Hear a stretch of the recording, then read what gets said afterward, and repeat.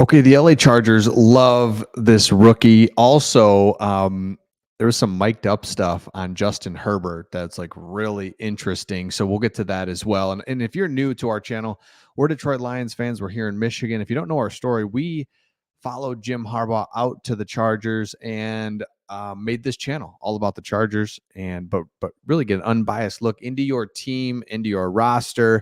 And so this channel is all about the LA Chargers.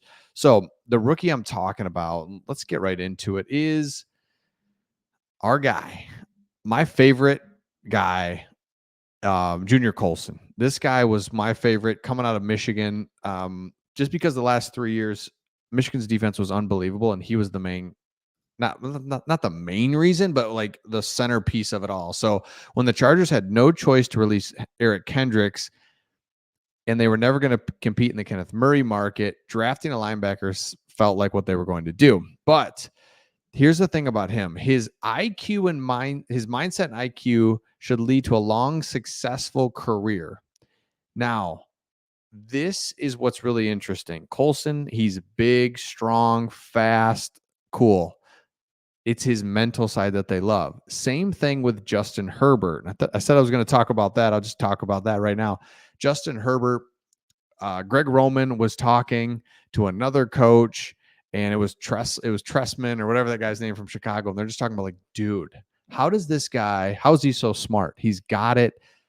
They were raving about Justin Herbert's smarts. And I thought that was really interesting because Justin Herbert, again, physically, the whole thing, he's awesome, but the mental side is where he really excels. And that is where Junior Coulson is really going to excel because he is already in this defense. He knows the defensive coordinator. So for him to be able to know everything, and Jim Harbaugh said that he knows all the checks, he knows what's going on. It got to a point where it's like, hey, someone other than Junior answer this question because he's got it already. So the coaches are absolutely loving him so far in OTAs.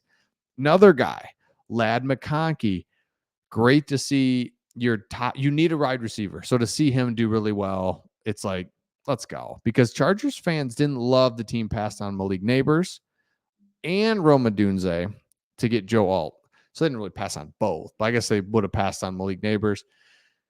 And so it's like, but right away you get Ladd McConkey, guy gets open. To see him already shining in OTAs is a great thing. And the other one, Asante Samuel Jr., we've heard this a lot so far in OTAs. He's turning heads. He stands out. Love that. Okay, now PFF did a article, and I just happen to agree with the entire thing. So I wanted to share this. So PFF said, hey, what are your biggest strengths, weaknesses, X factor going in the 2024 season? And what does that look like for your starting lineup? And if you look at the starting lineup, which we will here just a second, it's like, man, that's not bad. That's not a terrible starting lineup considering the cap situation you were in, considering the picks, the free agents, the whole thing that had to go down. It looked really good. So biggest strength in 23 was edge rusher, Khalil Mack, Joey Bosa, and Thule. So when Bosa went down, Thule was in. And Bosa gets a lot of crap because of how much he's injured. But when he's on the field, he's very productive. And he's already going to be 29 when the 24 season begins. He's never earned a PFF grade below 75. So if he is injured, you've got Thule, Khalil Mack, again, aging, but you wouldn't know it by the numbers. So is he going to have a career high 8? Is he going to have, 18, 15 sacks again this year? I don't know. That'd be tough. But if he can have double digit sacks, Bosa stays somewhat a little bit more healthy. Thule's rotating in. I mean, let's go. All right. Biggest weakness in 23 was wide receiver. I don't know why it says 23. It's like biggest weakness for 24 is what it should say. Yeah, look, the Chargers were in a bad cap situation. Keenan Allen, Mike Williams gone. So now you've got Quentin Johnston, Ladd McConkey, Brendan Rice, Cornelius Johnson. I mean, and there's also DJ Chark. I mean, these guys just gotta come together and play well, and that just goes right into the X factor, which is Quentin Johnston. We've talked about this a lot on this channel, that he's the guy that he has to be just better. And I thought this was funny. His drop issues were overblown. He only dropped 2 passes last season.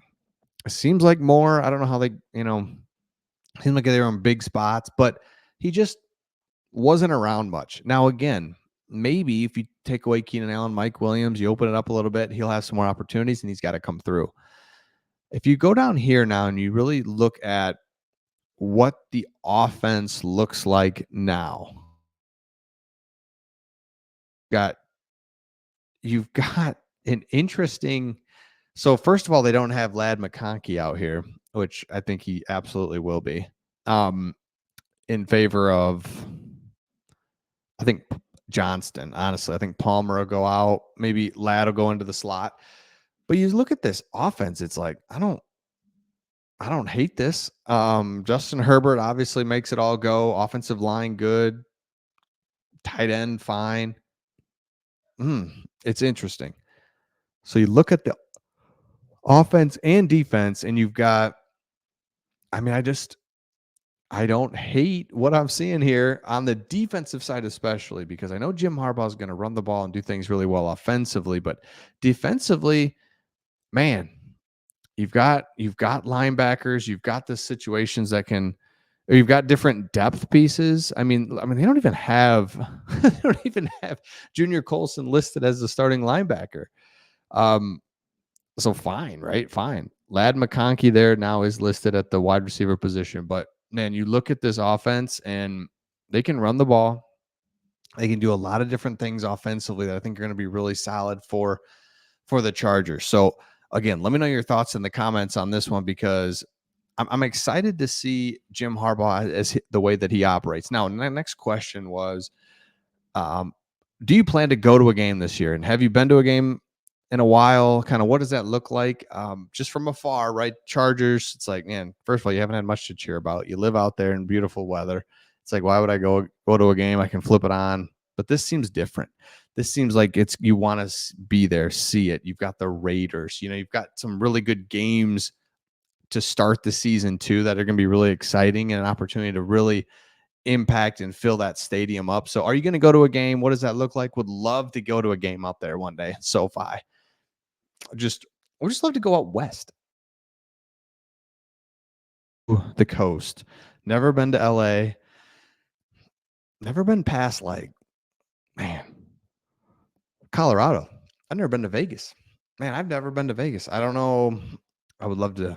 I don't really have interest in that, but I would love to go out to the warm weather, be out there in LA and see a game. But let me know your thoughts. And if you're doing that, again, if you haven't subscribed, would love if you subscribe to this channel as we're getting up there closer and closer to 10K. And we'll see all of you on